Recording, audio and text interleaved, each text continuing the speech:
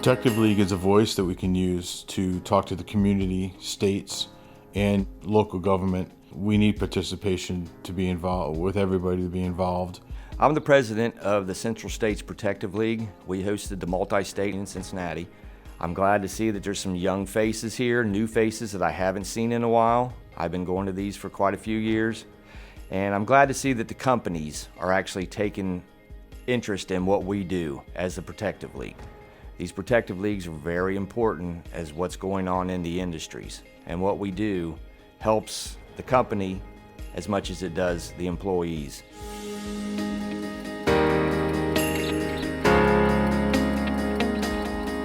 I love the people, I love the job itself, and I put everything I had into it, 110%. I come as a mother of 5 siblings. That plant helped me to put those siblings through school, through college.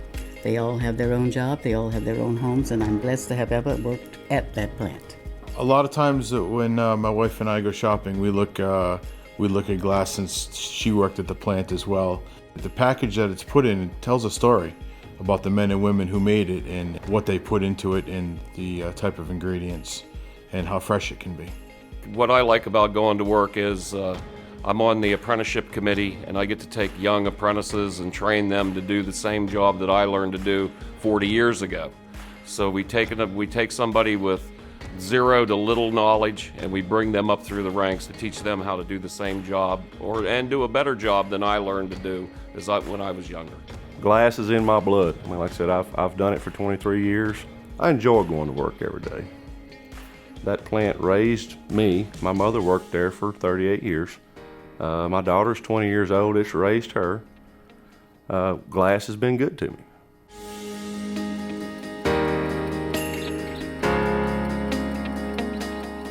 We use 95% recycled glass in our plant to knock down our carbon footprint, to be a good neighbor and save on energy costs. New England has high energy costs. We pull glass from several states for our plant. We need clean glass to be able to recycle it. Just because it's glass doesn't mean that we can use it. It has to be of high quality. I'm a third generation glass worker, but I've been involved in the Southeast Protective League for the last 20 years. When I first started in the Protective League, it was fighting bottle bills, forced deposit laws and so forth. Now the role has changed. We want good deposit laws so we can get better cullet. The amount of recycled glass that we use at our plant is the highest amount of recycled glass in any of the plants. And we can only do that because of the area that we live in.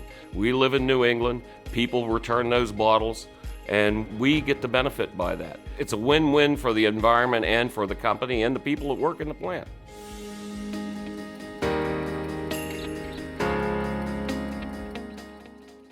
Well, we have an organization that involves the politicians. We locate or call our senators and our politicians and make sure they know how we feel about the bills and why we feel they should pass. I think the Protective Leagues have a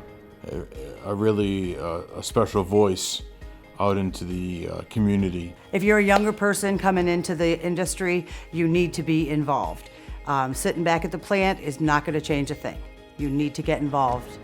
Come to the meetings. I've been involved in the Protective League since I was a child.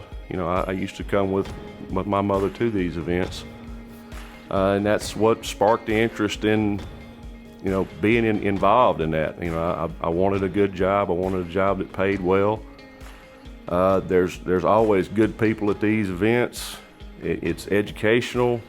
We carry it back to our membership. The Protective League, to me, it's a new beginning. It's something that I had never been involved in before, something that I didn't know much about. I think that there's an awful lot of potential there for the local unions to actually have a bigger voice, not only in state government or local government, but in federal government. The Protective Leagues were set up years and years ago to help with job protection in the glass industry. We get a lot of support from the Glass Packaging Institute, and they stand behind what we do. I'm proud to be a part of the people who make glass containers.